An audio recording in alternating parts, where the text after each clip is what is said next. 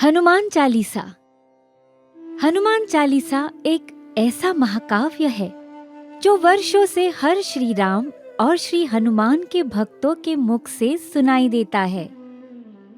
ऋषि वाल्मीकि के अवतार माने जाने वाले गोस्वामी तुलसीदास विरचित ये महान काव्य सहज ही भक्ति में वृद्धि कराता है। भूत पिशाच निकट नहीं आवे, महावीर जब नाम सुनावे। नासे रोग हरे सब पीरा, जपत निरंतर हनुमत बीरा। चालीसा का ये प्रसिद्ध दोहा हर मनुष्य को भयमुक्त करने में सक्षम है। हनुमान जी ने सदा ही गोस्वामी तुलसीदास की सहायता की है।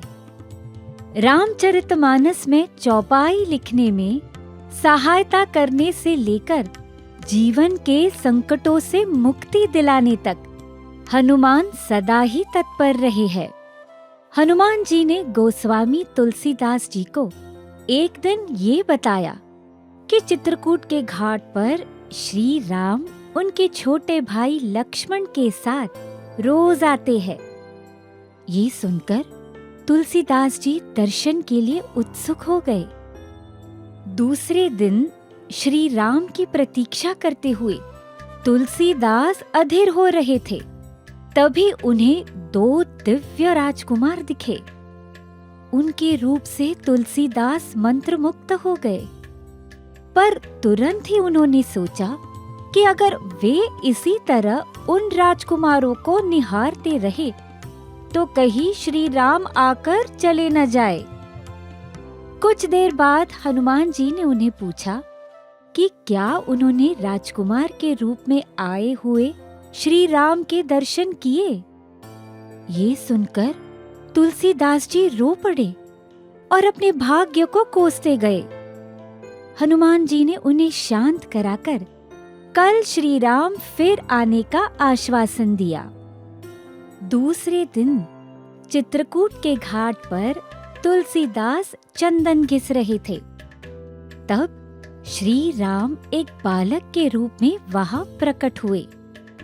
जब हनुमान जी को ये ज्ञात हुआ कि तुलसीदास ने बालक रूपी श्री राम को नहीं पहचाना, तब उन्होंने एक तोते का रूप धारण किया और तुलसीदास के सामने ये प्रसिद्ध दोहा गाया।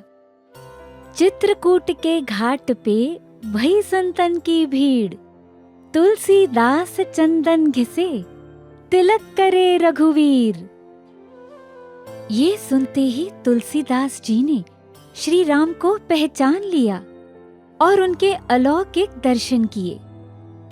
इसी प्रकार हनुमान जी ने तुलसीदास की और एक बार मदद की, जिससे हनुमान चालीसा की रचना हुई। चलिए जानते हैं कि ऐसा क्या हुआ। तुलसीदास जी की विशुद्ध भक्ति के कारण वे धीरे धीरे प्रचलित होने लगे।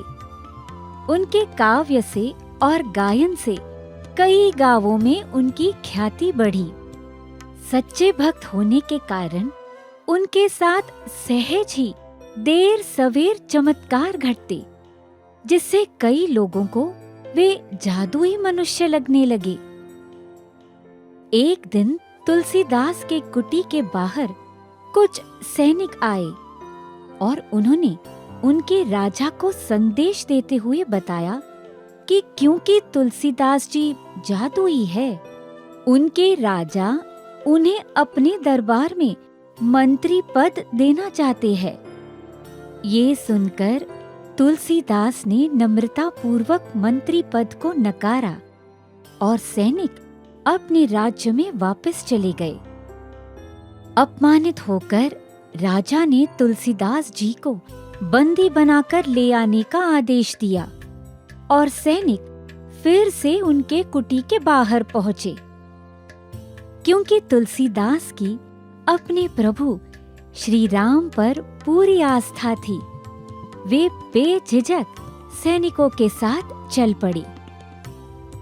जब वे दरबार में पहुंचे, तब राजा ने उन्हें मंत्री पद नाकारने का कारण पूछा।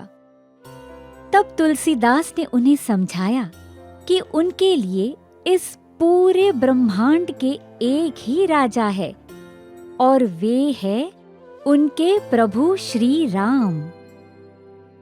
ये सुनकर राजा को इतना क्रोध आया कि उन्होंने तुलसीदास जी को कैद किया और कैद खाने में डाल दिया। इस संकट में तुलसीदास जी ने हनुमान जी का ध्यान करके 40 दिन एक एक दोहा गाकर उनकी स्तुति की। 40वें दिन पर उस राजा के राज्य में अचानक से वानरों की सेना आई, जिन्होंने उस राज्य में हाहाकार मचाया। वानरों का आतंक देखकर राजा खुद घबरा गया। उसे ये लगा कि ये निश्चित ही तुलसीदास का जादू है। राजा ने तुरंत ही तुलसीदास को कैद से रिहा करवाया। इसके पश्चात तुलसीदास जी के समक्ष हनुमान जी प्रकट हुए और तुलसीदास जी ने उन्हें कोटि कोटि नमन किया।